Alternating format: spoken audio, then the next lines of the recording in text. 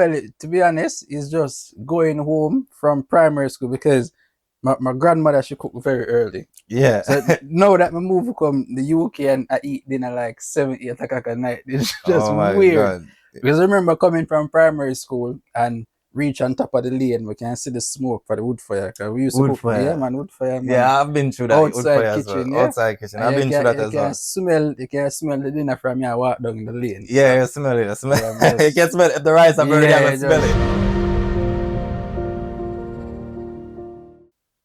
Every story has a spark of inspiration. This is Orlando, your host on What's Your Story?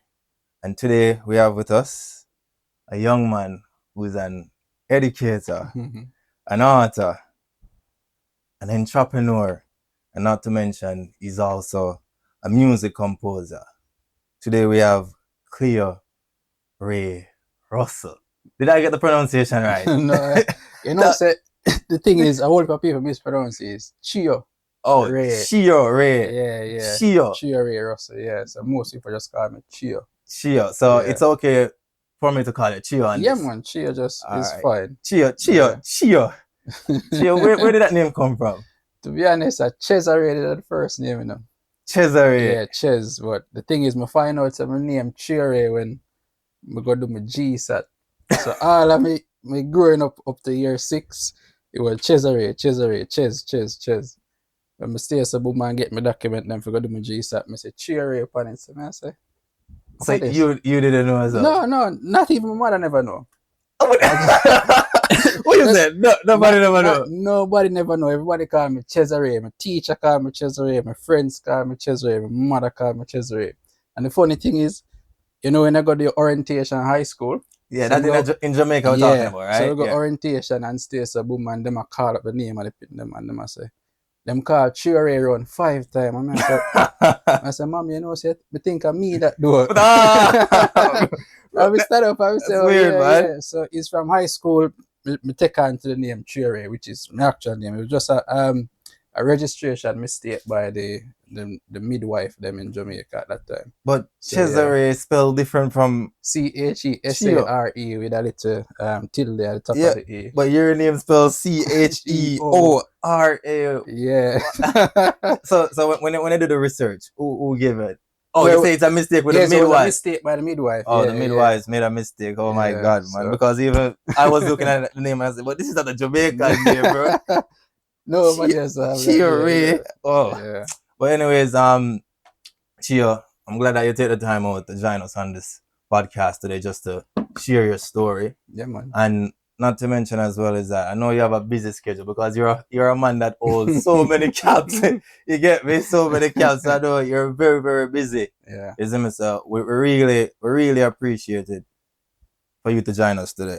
Yeah, and for the persons that don't know you is that I'm gonna read your bio to the viewers so they can actually understand who you is, and afterwards you can explain a bit more. All right. So based on your bio is that you are a dynamic educator, entrepreneur, author, and music composer with roots firmly planted in the vibrant culture of Jamaica. Raised on the island, you pursued your passion for knowledge at the University of Technology, Jamaica, where you earn a Bachelor of Education in Business and Computing. You also later expanded your expertise internationally, obtaining a postgraduate degree in the Network Engineering from Business Travel and Tourism Technology, which is IBT College in Canada. That's good. Also, with a career that spans the classroom and the boardroom, Cheo brings a rare blend of academic depth and a real-world business experience to everything he does. As the founder of Caribbean Cravings Ltd, he also channels a Caribbean heritage into an entrepreneurial venture that speaks to community and culture. Your creativity pursuit extend beyond business as both an author and music composer. Cheo uses storytelling and sound to express the richness of his background and imagination. Very good. Whether shaping the minds of the next generations, building a business, or crafting art, Cheo is a man of many talents, driven by purpose, grounded in heritage, and always reaching forward. Honestly, Cheo, this is very impressive, man. This is very impressive. Like when my team told me that they reach out to you and you accept our invitation, we were grateful. And then when they asked for the information for you and I got your bio, and I said, oh wow, very impressive. This is gonna be a very good conversation. So it's gonna be a very good conversation, and we know it will be a very good conversation, Cheo. But before we even dive into what's your story, is that there's a segment that we will be doing, is that a previous guest left 3 questions, a what, why, how question. And when I read your bio and I realize that you also, as you have expertise in computing, I realize that this question is a very good question for you, because the topic that they actually leave the questions on is AI. Okay. You get me? And young people. And the first question, basically, it's a case whereby these questions are questions that deals with current topics that affects society. You get me? So we're trying to share different persons' perspectives and things that actually affects the society. And the question around artificial intelligence is the first one our guest asks is that, what is one positive way AI could improve the lives of young people over the next 10 years? Okay. Don't need to stress. Well, as a person who use AI myself, I think the main thing that we should use it for as humans, as kids in school, as parents, as teachers, is to aid. So just use it alongside what we already have. Don't just depend on it solely. So if you're using it to learn something faster, using it to verify information, using it to teach you something, I think that's the way forward with using AI and using it responsible. Okay, fair answer, Cheo, fair answer. And the why question is that, why is it important for young people to learn how to use AI responsible instead of becoming dependent on it? It follows your views as well. Exactly. The thing is, it's so easy if you become dependent on it because the capabilities of it is so wide. So if we can manage the dependencies part of it, I think it would be very good in terms of, because you have to remember, if you depend on something too long or use it too often, you're going to forget basic problem solving skills. You're basic definitely knows correct. how. So everything you're going to run to the AI. How to write this email, how to do this. So you're going to forget all your skills where you spend much years goes college to develop. So you have to be careful with how dependent you become on AI. That's a fair answer as well. And the whole question is that, how can parents, schools, and communities work together to prepare young people for an AI-driven future? Well, that's a very good question, because even at school now, what we plan to do the next academic year is to introduce in the computing curriculum AI specific section which teach responsible use of AI. So I think what we need to do as school is to implement it somewhere in the curriculum that teaches students how to use it properly, and not just allow them to go on the internet and use it however the way they want to use it. As kids, naturally, they're going to be intrusive. They're not going to want to follow the rules and regulations. They might just want to use it to create stuff, fake pages, fake pictures and stuff like that. So use it properly. As parents, I think just monitor them more, because, as I said, they're naturally intrusive. Just monitor them. And in terms of community, workshop might help. Because even old people, sorry, not old people, but just people in general, need to understand it, because not just kids need to understand it, older people need to understand it as well.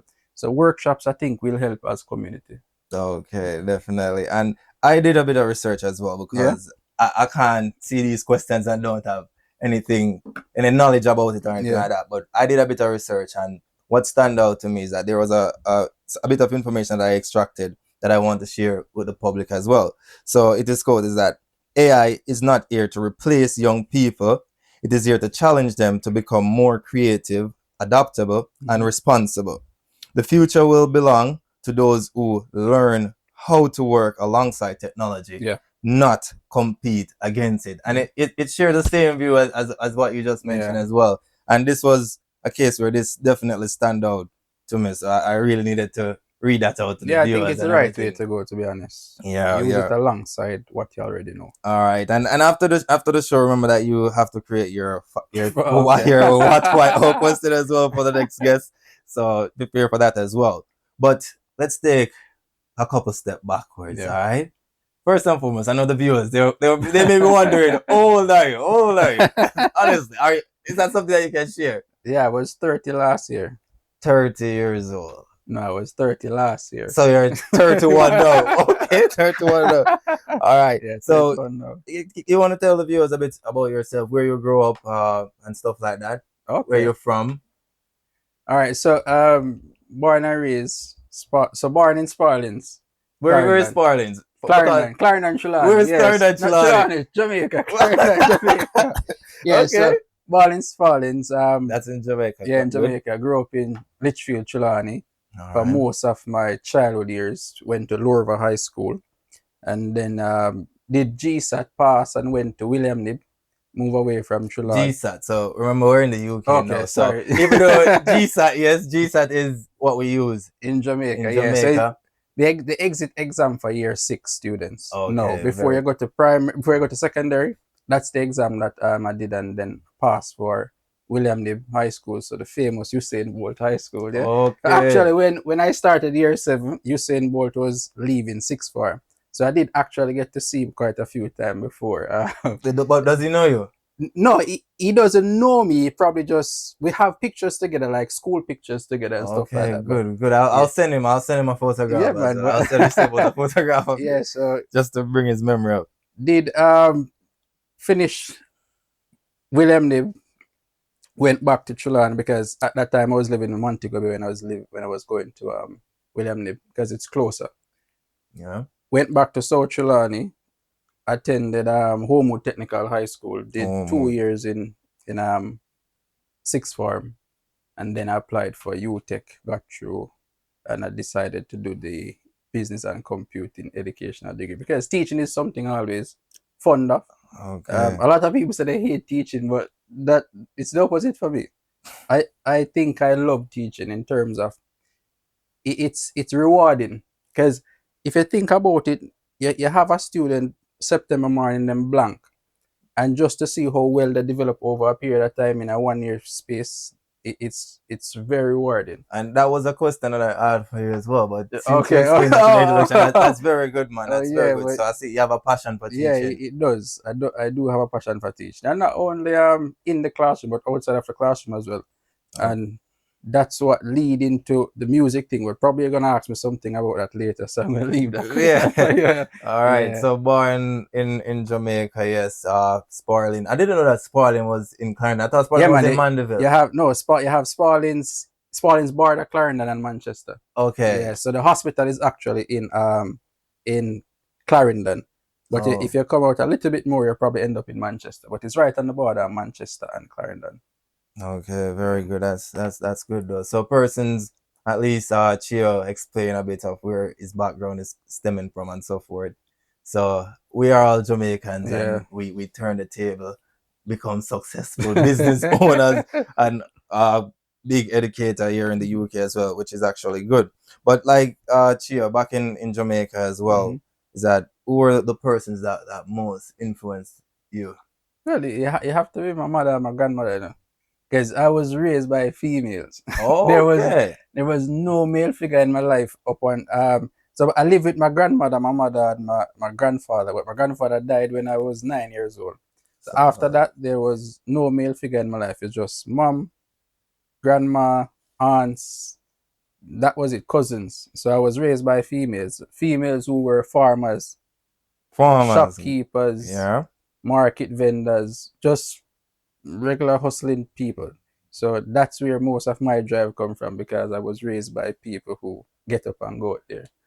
You know, sit down in the office thing that they're growing every day, them they market every weekend. Yeah. You know, so that's where my drive coming from basically. Yeah, that's very good. That's very good to hear as well. And you and your mother has a good relationship? Yes, man. My mother is here now. She's leaving tomorrow. Oh, she's in. Okay, mom. Hope you have a safe journey back to Jamaica, man. Safe journey. Okay, very good. And like, as it pertains to like memories and so forth, what memory that you think about in Jamaica when you're in Jamaica that actually put that smile on your face? Well, to be honest, it's just going home from primary school because my grandmother, she cooked very early. Yeah. So now that my move come the UK and I eat dinner like 7, 8 o'clock at night, it's just weird. God. Because I remember coming from primary school and reach on top of the lane, we can see the smoke for the wood fire. We used to cook, fire. Yeah, man, wood fire. Man. Yeah, I've been through that. Outside kitchen, yeah. Outside kitchen. I've been through that as well. You can smell the dinner from here walk down the lane. Yeah, so. You smell it. You can smell it. The rice and bread, you smell it. No, say mama cook something. Yeah. So how did you know that was your grandmother cooking? Because she cooked earliest, and she had the one who cooked the earliest. Okay. When I leave school 3 o'clock, I'm reach home dinner ready. I get you. Yeah, I get you. So. And seeing that also that you grew with your mother and your grandma, is that I definitely know that there are some values that they instill in you. Definitely. So what are any special hard working? Those are the values. Yeah, man. You have to hard work. You can't lazy. No wait for nobody to come save you. You have to get up and go out there for yourself. Makes sense. Makes sense. Yeah. Even though you said that there wasn't any father figure, you still came out successful. Yeah, so of course. It doesn't really mean where you're coming from or anything like that to determine what your future is. No, I think after you reach certain age, you constantly blaming people for where you are in life not really make any sense. Because after you reach certain age, you should be knowledgeable enough to contribute to your own life. You understand? So you can't just sit down and blame people and say, oh, I never have a father. That's why I'm turn out to nothing. And you can't do that. I definitely believe that as well. And another thing that I believe, the way I approach life as well, is that you see, like, all those mistakes and all the negatives and so forth, I approach it with empathy. So there must be a reason why your father wasn't present. You get me? Yeah. So we have to view other person's views, other side as well, and say, hey, that was the reason. But it's not like we're born and understand this. It's after, as I said, when you grow, you understand, say, hey, there must be a reason. There's a reason behind everything. So definitely, I understand your views on that. And we're gonna move a bit further into your education career as well. Yeah. Is that you mentioned earlier that you have a passion for teaching, which is very good. Not much teachers have passion for teaching. I know that for sure. Not much. I was in the education system as well, and I had a passion for it. Yeah. You get me? I had a passion for it as it pertains to, as you said about the young people, when you realize the change. Yeah.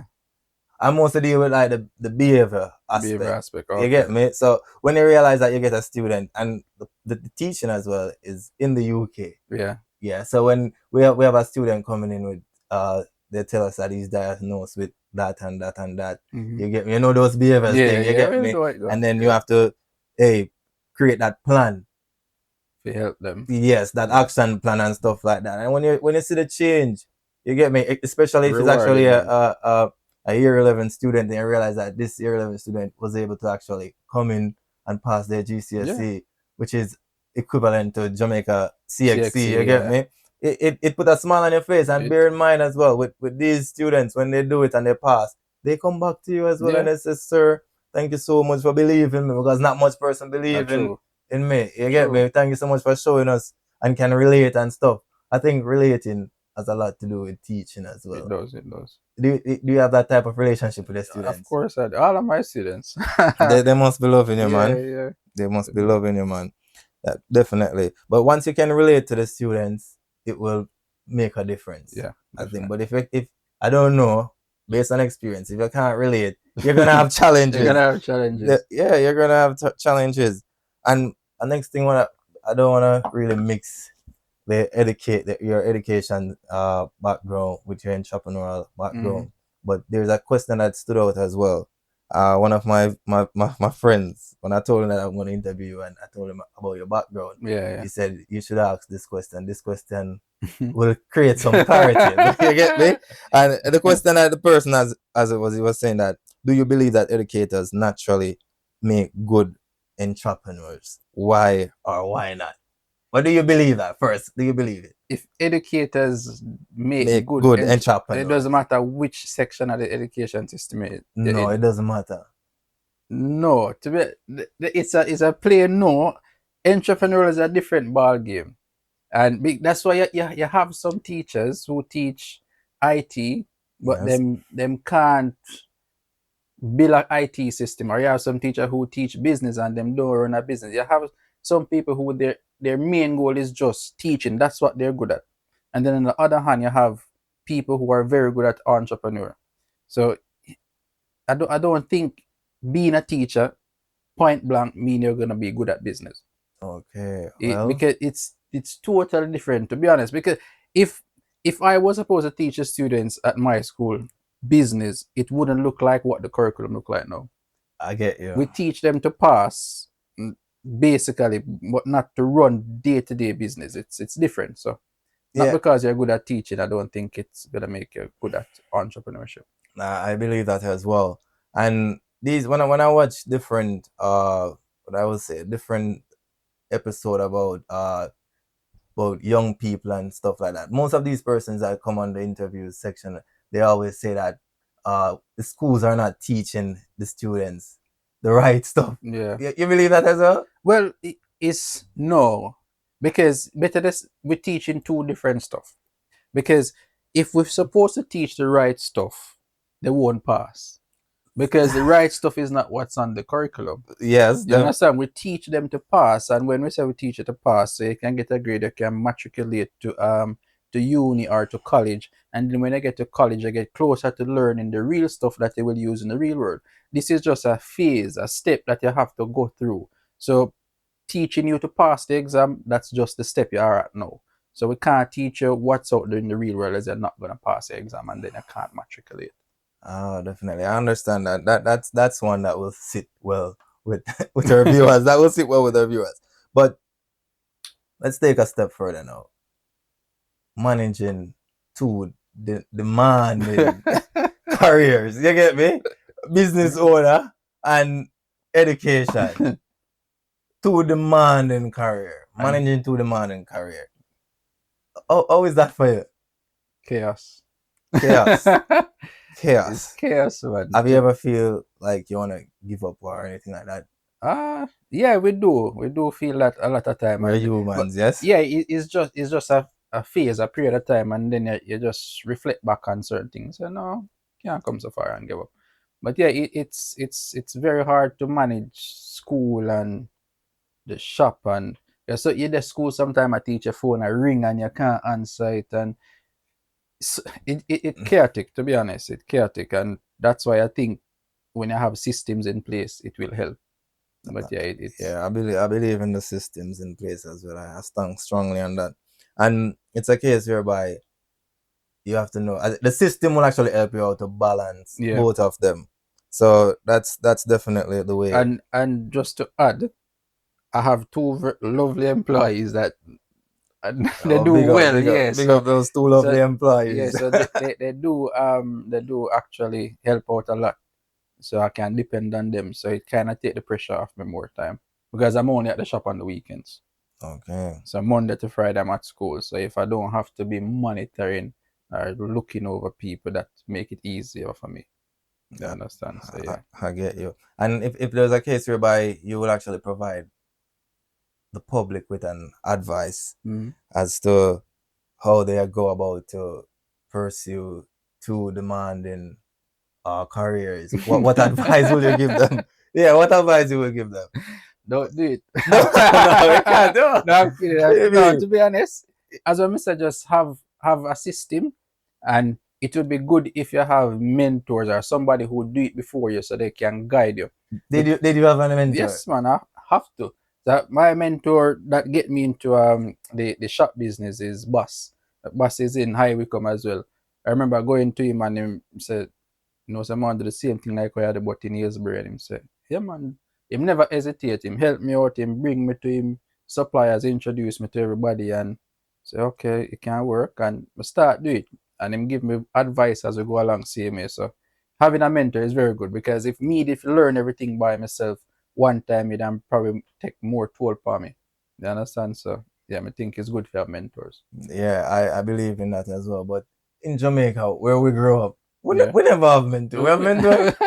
Did you have a mentor in Jamaica? No, never have any mentor in Jamaica. Well, for me, I can say that I had a mentor in Jamaica. Okay, good. But when I didn't look at it as a mentor, it's when I grew up and then I understand the entire mentoring thing. I realized that hey, this guy was a mentor because I look up to him for everything. Yeah. Every move that I make, I normally reach out to him and say, hey, what's your views on this? And if you look into the mentoring thing as well, you realize that if we have grandparents, those are persons that really mentor us as well. Look up to them. Yeah, even your mother naturally will be a mentor. Yeah, but it all depends on the type of relationship. I'll give you a story before we move on. Yeah, go ahead. I did see a thing when she come over the shop, when she just visit and she come out the shop and she say, Cheo, you know, say I see him where you used to sit down in my shop for yard though.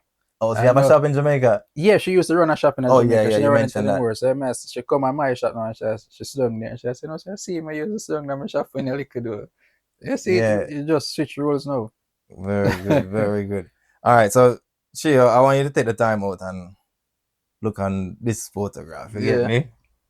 When you look at the photograph, tell me what nostalgic feeling. Take your brain a bit. Yeah. Back to that moment. What comes to your mind, man? Felt good. Accomplishment, you know? Accomplishment. Work hard over the years and finally get the recognition. Yeah, my family. Yeah, it's good feeling. Okay. And I know the viewers may be wondering what this photograph is about, but it's actually a photograph. You can see it on the screen. It will be a photograph where last year in 2025, his business company, which is the Caribbean Cravings Ltd, won the best small independent store in the UK, and that was actually the UK Caribbean's Foods Awards, right? Yeah, that was it. Well done, man. Well done. I did my research, man. I did my research. Well done, man. And I see in the photograph you have your wife and your daughter as well. So you're a family man. Yes, man. Family man. So managing family, business, and school. Oh, okay. And not to mention the author thing as well. You're a writer as well. Yeah. And you do music. The music as well. So many caps, man. But nothing is wrong with that. As I said, if you grow in that type of background, that is an hard-working background, it will pay off. Once you don't give up, it will pay off as well. True. All right. And as we look into your business, which is the Caribbean Craving Limited, but you said that you spoke to the mentor in Wickham, and he assisted you and everything. But so is it a case whereby because you grew seeing your mother of a shop in Jamaica, that's what inspired to own a business in the UK? Well, my business was always a part of my thing, you know. It's like from I guess from high school days, I always been doing business, but just not on certain levels. So what type of business are you doing in high school? Because some persons say themselves sweetie and stuff in high school. High school in the community, it's not in the school, but in the community, it's just fix phone or buy old phone, fix it and sell it back. Okay. My grandfather used to sell soup down the road, but when him get sick, him couldn't do it, so me take it over from him when we year 11, 12. Jerk chicken back, jerk chicken neck, cook soup. Nice, man. I miss jerk chicken back. I miss the jerk chicken back. Sell down a road and thing, and work in a car wash. And before me actually leave college, me started a internet company. In Jamaica, internet business. What's the name of that internet company? It was Oxygen Air. And where was that? Where was that? Oxygen Air? It was in Litchfield. Litchfield? Yeah, Litchfield, Trelawney, because you live in the country, there's no much internet there. So I used to get the internet from Island Net. Okay. And my neighbors, them always asking for it. And so I realized that, this might be viable. So I bought a bigger package and start replicating the signal over and over and start adding on people onto it. And it just blew up like big. Get big till we can't manage it anymore. Rich out. No. You reach a point where it get too big, like schools are take it, business places are take it. Nice. And then we kind of cut it off because... Yes, Cheo. You mentioned about having business back in Jamaica. That's where it started, which is very good. Yeah. But what I want to know as well is that basically here now is that you're building businesses away from home. Yeah. Is that difficult? Very difficult. Because you're in the UK now, big foreign. So. Big foreign, bro. So Yeah. certain loophole that you can't go through. You have to do the right procedure and do the right thing, and there's so much things you have to do for even a small business. So yeah, the landscape is way different. It's way different, man. Way different.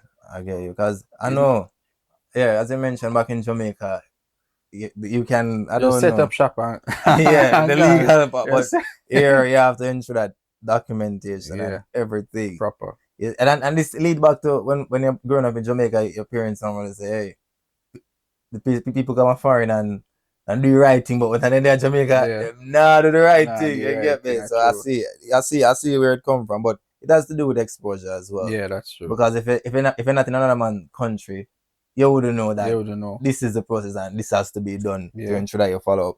But immigrants and stuff, what advice would you actually give like immigrants that wanted to start a business in a foreign country? Well, one, find somebody who already do the same business where you want to start. Yes. As a can't stress it anymore. Mentorship is very good, because then we stop you from making mistakes that might be costly. So having mentors are good. And then I think read up as much as possible on the sector that you're going into, find out the legalities, what you need to do before you do this, and the cost that it will incur. Because just to give you an example, with the shop, there is so much cost that never crossed my mind. Yeah. That come up over time, and me just say me too deep in it for not continue. But I think it's very important that you know exactly what you're doing before you actually jump ahead and do it. Save you a lot. I definitely understand. So it's also a case whereby you reaching out to a mentor and stuff like that and getting information, and then this mentor lead you on to someone else and someone else. It's networking. It's networking, yeah. So you have to have that. And I think to add on to it as well, talk to your local council. Talk to them, ask them questions. They have helplines and stuff where actually give you information. So anything you're not sure of, just talk to them.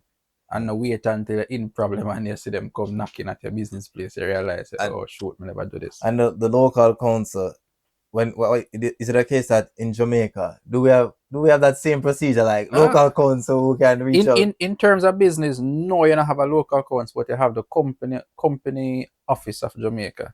You can reach out to them and them will provide you information as well.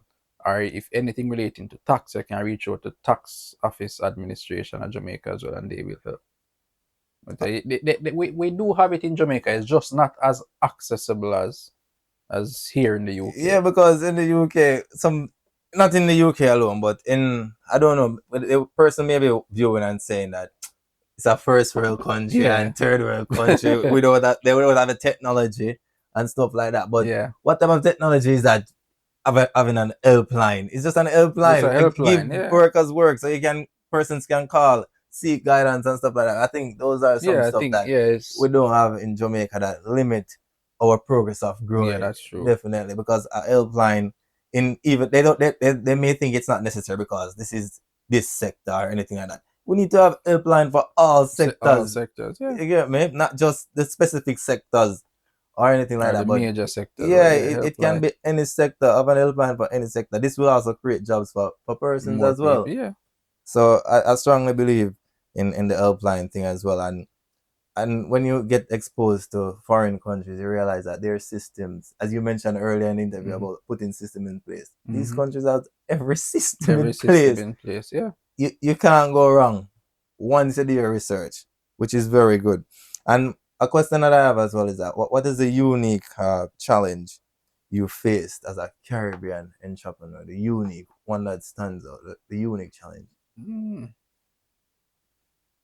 You're just basically adapting to the customer pool here, and in terms of trying to meet the needs of all the customers that pass through the shop, because we have mostly Jamaican customers and Caribbean customers, but we still have a few British or a few Romanian or a few Turkish that pass through. So it's just trying to have enough stuff where everybody can feel like, oh, I'm welcome here. You understand? And not just because most people might just have a stigma to the shop and say, oh, it's a Jamaican shop. So it doesn't make sense me going there because I'm not Jamaican. It's not only a Jamaican It's shop. not only a Jamaican shop. We try to have little stuff for everybody, you know? So we're not just trying to target Jamaican because like even Trinidadians, them use shadow benny and cocoa leaf and stuff like that. What is shadow benny? So at shadow benny, it is like is a leaf like is it callaloo leaf? I think that's what they use it for, if I'm not mistaken. But research it before. Well, I will definitely research it. But it's something like that. But yeah, we try to have everything so everybody can feel comfortable. Like the kiss cake and so the Trinidadians love that. We have kiss cake. Yeah, them love it. The Zoomers snacks, Bigfoot. Even though we eat it as well, but them eat it on a different level. So you cater for all different communities. All different communities. That's what we try to do. That's very good, man. That's very good. And you study in Jamaica and you study in Canada. Was it online studies in Canada or did you go to Canada? No, we go into the school every now and then, but it was during COVID, so we had to move back to online classes majority of the time. Okay, and now you're established in the UK. But how does this international experience assist you? Well, it just gives me a broader view on things and realize how things operate in different countries and putting them together to be better at whatever you're doing. Because when I was working in Canada, when I was studying in Canada, I was working part-time as well in a restaurant. And I was on the food thing. Yeah. You like cook? You like cook? Yeah, I like cook. Okay, likewise, man. To be honest, the restaurant was the first thing that I wanted to do before shop and everything come in mind. But then we go to Canada and I do the part-time work at the restaurant, realize it's no easy. it's not an easy thing to do. So I said, no, sir, restaurant not go work. But yeah, it opened me an eye to a lot of stuff in terms of how you do things here versus how you do things there. What are some of the good things I can take from Canada? What are some of the good things I can take from Jamaica and combine it and just have a good experience for your customers? That's very good, man. But beyond the classroom and the store, I want you to think about it. How does the business support the community beyond the classroom and the store? Okay. How does it support the community? Well, a few. I think it was last year we did. We support the local football team. What is it? Aylesbury United or no? It was Aylesbury Lions. I think they dissolved now, but yeah, they had a brief run. We provided them with like gears and first aid kit and stuff. Go a few after game to support. But yeah, we do try to support local community, and there's other events like even today there's a Windrush event in the Gyro and Aylesbury, and we support in terms of providing like stocks and stuff, so like ackee planting, etc. So we do give back to the community, and we do try support in whatever way we can. Because if it's a little advice, I have people who come to me and ask them want to do this business or they want to do that, how you go about doing it, and we give advice. We not hold back anything for anybody. Yeah, so. But that's what I realized as well. Like when you're in a foreign country, is that you can't be selfish with information, especially to your own. Yeah, you can't be selfish. You have to educate each one so that they don't. Even if you make the mistake, I don't want anyone to come here and make the same mistake. You get me? So even though, like in Jamaica, some person will say that we don't look out for each other in Jamaica, but I can tell you, when you're in a foreign country, different. Everybody look out for everyone. Once you say a Jamaican and them say everybody try to look out for each other. Different. And that's what I accept as well in foreign countries and so forth. But also as well is that there was a question that I got from my videographer. You get me?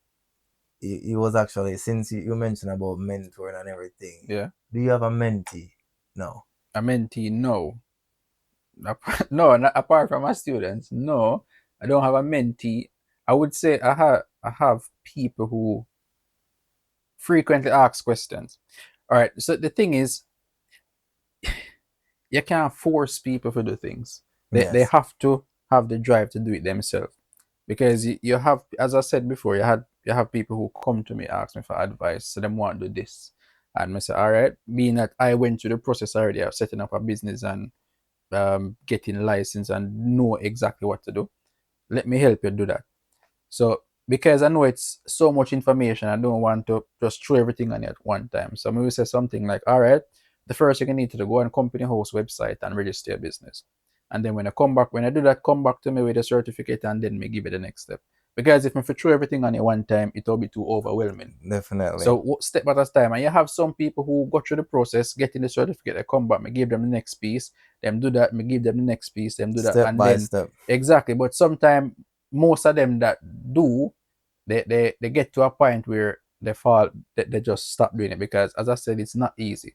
There's a lot of formalities you have to go through, a lot of things you have to sign up for, a lot of things you have to register, a lot of fees you have to pay. So they get to a point where like, no, I'm not do this anymore. But if someone really want to go through the entire process, there's me not stopping me, give you every information you need. Yeah. But we just think it more beneficial step by step. And that's definitely good. That's definitely good. And you mentioned about the Aki and stuff earlier as well. Yeah. So living in the UK now, what Jamaican food what Jamaican food do you miss the most? Because the Aki in the UK is not the same. It's still No, we eat. it's You not get the me? same. Because whereas if you came from Spartan, I know Spartan has a lot of Aki tree down there. You used to go and pick your Aki and cook your Aki. Now we have to get the Aki from the tin. It is mostly yam, as we're my grandparents they farm yam, yellow yam, green banana, stuff like that. The yam when they ship it up from Jamaica that we get here, one, it's super expensive, and sometimes you hardly get a good piece out of it. So we miss we proper yellow yam, roast yam, and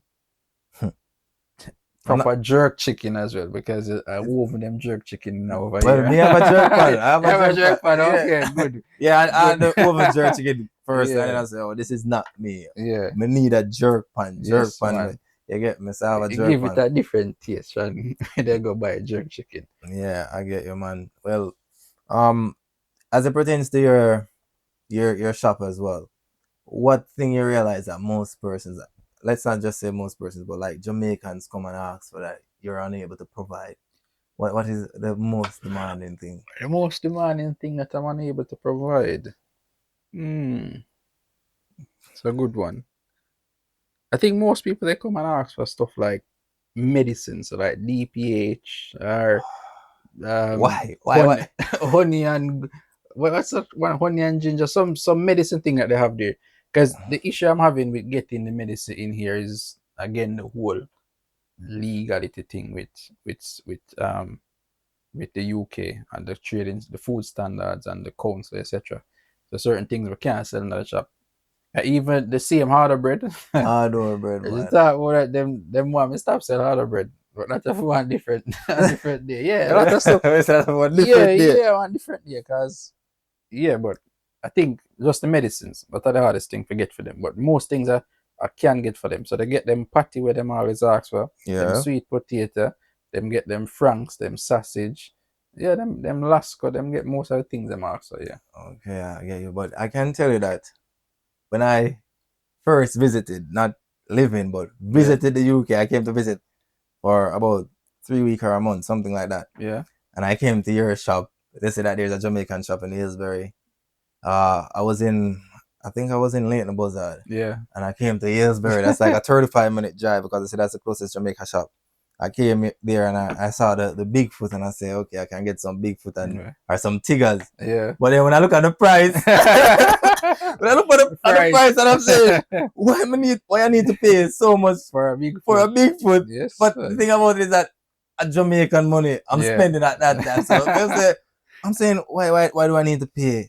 Yeah, how much for a Bigfoot at your shop? Bigfoot is £1.25. £1.25, which is equivalent to £250 Jamaican. $250 Jamaican, bro. Yeah. And I say $250 Jamaican for one Bigfoot. Yeah, but you have to remember, so them tech plane, so.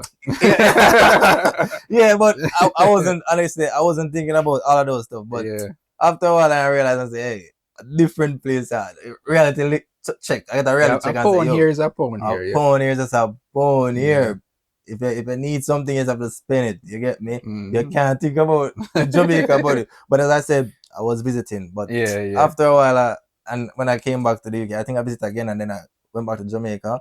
But then I came back and then I started living here. It's a different view because I start working the pound now, so I can spend the pound naturally. Get a lot of that from the customers as well. Like they come in and say, "It's expensive, man. In Jamaica, me get this for this and that." Yeah. What's in Jamaica then? Yeah, in Jamaica. UK. And it's a Jamaican thing. I think other person do it because other person may look at the money but if you're visiting, you're gonna calculate the money. But I did that the first time I came here as well. And I just moved over here. I was calculating everything. Okay, definitely. But we discussed education background, we discussed the business as well, but also you're an author and a music composer. Mm-hmm. But where did this passion of creativity come from? Where did you get that passion from? The passion for music. So my grandfather was a deacon. So you grew in the church? I grew up in the church. Well done, man. My grandmother sang in the choir. I was a part of the choir as well when I was younger, the children choir. And so music was always there. But then I think it was around grade 7. One of my friends that live up the lane, he was older than us. He gave me a CD with the Clash in Mavado and Cartel. Mavado and Cartel, the greatest Clash, man. I witnessed. I listen it and listen it back to back day by day, and like I said, I really like this. And me, I was always a reserved person, so I know say singing and DJing and my thing. So after something behind the scene. So we started out doing virtual DJ. Tried that and was never good at it. used to make mix car go to school, go give my friend them listening. They used to laugh after. They're ready. And I hate this. So alright. Try to compose and start build rhythm. Watch YouTube video. Again, find a mentor. Or next youth, younger than me. 2 years younger than me. He was actually a pianist at the church. So he was very good at it. And what age are you talking about? I talk about like year 9, 10. And you were what so 14, 15. Okay, good. And him record him screen, me carry my thumb drive and put the video them on it and watch it and learn to build rhythm. And so that really get me into just music itself, making rhythms, sending it out to people, try getting artists on it and stuff like that. But did you get any big artists on it? Yes, I produced for quite a few artists and work with quite a number of big artists as well. What are those artists? Tell me how you doing? We were alright. So from the beginning, so we started with Takeova. But I don't know if you know Takeova. Yes. So a lot of Takeova songs, some of Takeova songs, I say a lot, probably around 5, 6 of his songs produced by Oxygen Music and Team CHEORAY Music, where I provided the rhythm. Still work with Takeova, but we work with Deep Jai, work with Jada Kingdom, we work with Chronicler, work with Gage. Been doing a lot, man. Yeah, it's not only rhythm, because as I said, we get to a point where we learn the business so much that of music that we start teaching it. So even these big artists, Teflon, them people start reach out to us and say, yo, me not get the money off of this, what we need to do, etc. etc. So we do administrative work for them as well. Even I think it was Thursday evening, I was working on something for Javinci and Chronicler. Them have a new song coming out. So well done, so man. we do work a lot in the business, in the music sector as well. But it started out from just making rhythms. Well done, man. So as I said earlier in the interview, you're a man of many caps. And we're gonna have that music discussion on another interview, because I know you're a busy man. You get me? And I don't really want to take up much of your time. But let's go to leadership and success. So with the business, let's talk about the business first. Is it that you're just creating a brand, or you're trying to create a legacy? Well, or it can be both. It can be both, yeah. They started out wanting to create just a brand, but I think we want to carry it to the next level, and so we can leave something behind for kids and just my bloodline. It's all right. I started this, you carry it on for me. So it's getting to that stage where I want to leave a legacy, not just one shop in Israel, but we have multiple shops around the place. Yeah, and even branching out to other stuff as well. But yeah, that's very good. That's very good. But what does success to you? What is success to you? What does success look like to you? Because you've been doing so many things. Of late, to be honest, to me, a lot of people might disagree, but success to me is just having a peace of mind. you see, the thing is, you get so caught up in all these things that you go to bed with the head that hurt you. You have so much things on your mind because you manage this, you do that. You have this to do tomorrow, you have this to do next week. Yeah. You have so much problems, you have this to fix. So if you reach to a point in life and where everything is just working, as I said before, systems in place, business profiting, family life all right, and you have a peace of mind, you can just get up and go buy something without worrying about how much it will cost you. And I think that is success. So having just a peace of mind, everything is just working in sync. That is success to me. Very good. Yeah. Very good. That's very, very good of you, man. Because some person will say success is getting a big house, getting you get a big house and still have big problems. That's not success. Yeah, man, it's a peace of mind, man. Success is a peace of mind. Comfortable, yeah, man. comfortable. Healthy. You exactly. Get me? Those are the things. That's very good. But as I said, that you grew up in a church. Myself grew up in a church. Yeah. Because back then in Jamaica, every youth have to go to church. And that's something that I realized they lead away from. Yeah, that's even if you don't want to do anything in the church, just know that one Sunday morning, come church. Even if a parents is a dancehall parents, you have to go to church, because church is a very good thing. 2 times per Sunday. 2 times you go to church on Sunday? You have to go to church in the morning. Yeah. And you have to go back at Sunday evening service. But do you think like the younger kids in Jamaica, are they doing this now? No, so that now going now. Nobody go to church. Nobody go. Not say nobody, but the church. We go back to Jamaica and go church scanty. We used to go church when we used to go church full. Yeah, man. Whole heap of people run up and down. Yeah, that's it. Yeah, that's what keep the elders in the church busy. Yeah, stop it nice. Yeah, you get me. The older person there sitting quiet. Yeah, that little again. Boy, little girl, behave yourself. You get me? Keep them brain moving and stuff like that. But we don't have that again. I realize you go to church in Jamaica as well. It's all most elders and stuff. Yeah. You're not seeing any young person. No Sunday school. No Sunday school. Sunday school is scanty, as I mentioned. But faith and stuff, it plays a major role in your journey, right? Major role. Because you have to have faith, which is good. And we talk about so many things of your background and everything, but like if you have the opportunity to change something in Jamaica, if you have that opportunity to change, what you think you would try and change? Let's not put it that way, because person may think of it. Let me say, if you have an opportunity to give an advice on something in Jamaica, what would you give that advice on? Advice. It can be an advice to the education system, the entrepreneurial system, the music system. Is to the youths them in Jamaica. Youths. Yeah, if you can just, I would say, get exposure, and in terms of when I go to school, think about trying to get into college, because I think it's very important that if we can get more of the youth them going to college and uni in Jamaica, I'm say youth, may I talk both female and male, because a lot of people think college is just a degree, but I got way more out of college than that. It's just a whole different level of thinking for me. When me leave Trelawney and go youth town, go youth tech, it just opened my mind to so much different things. Because what I was thinking I was going there for is not what I saw. Realize that uptown youth are just regular youth, just like we.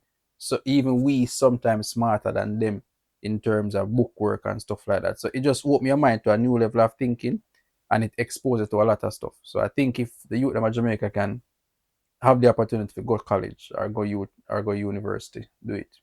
Okay, but is it at college? Because to me in Jamaica you have big college and you have small college. My big college are UTech and UA, yeah. But my small college is Archus.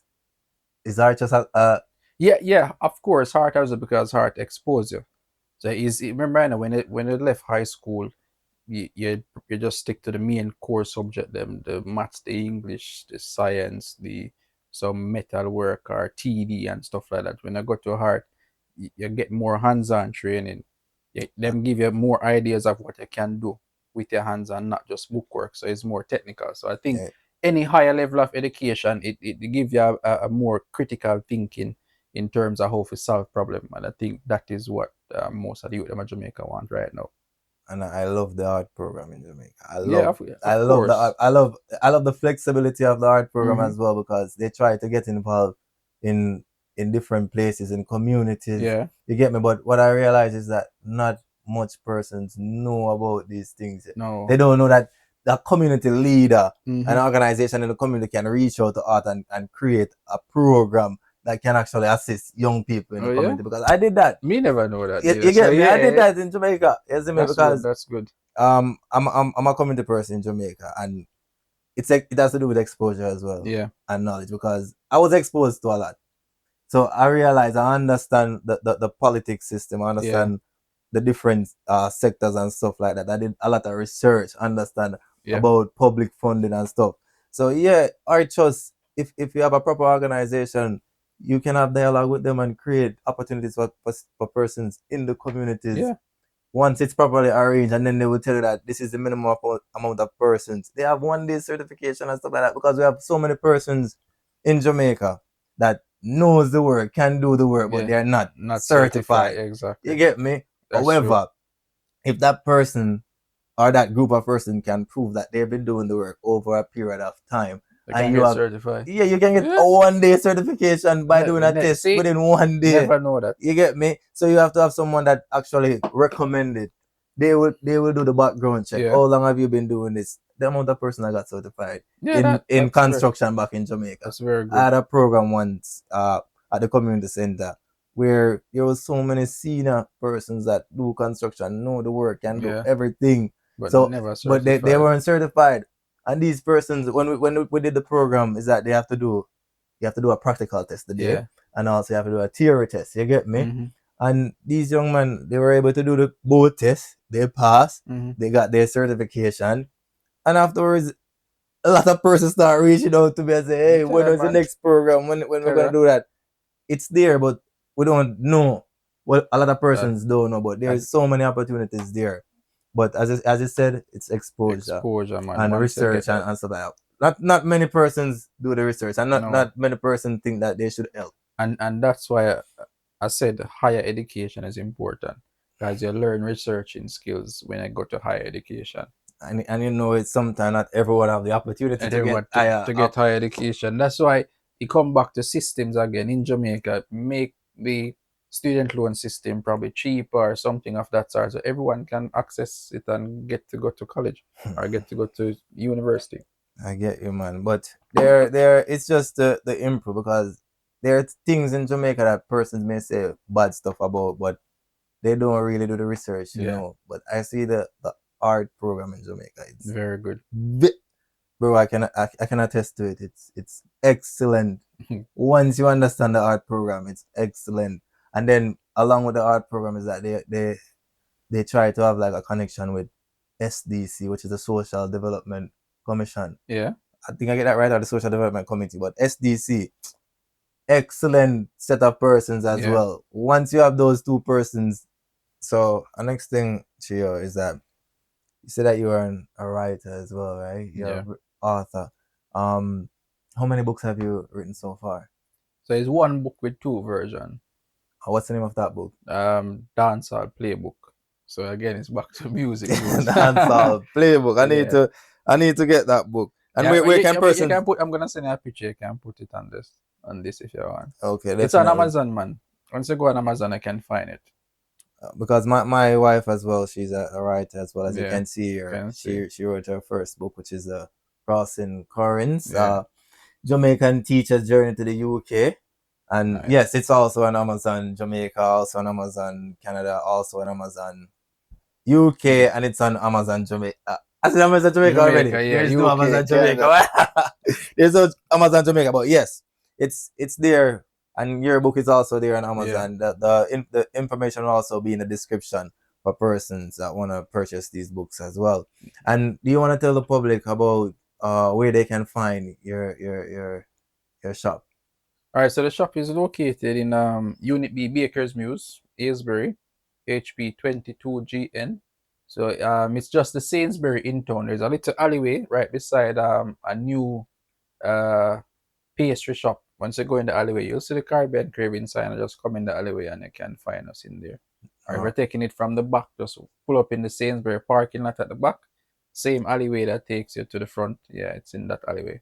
All right, and they can find this on Instagram and stuff like that as well. Instagram, TikTok, yeah, Facebook. You'll find us there as well. At Caribbean Cravings Limited, Ltd. Okay, very good. So you know where to find the store on the social media, and also it will be in the description for you all as well.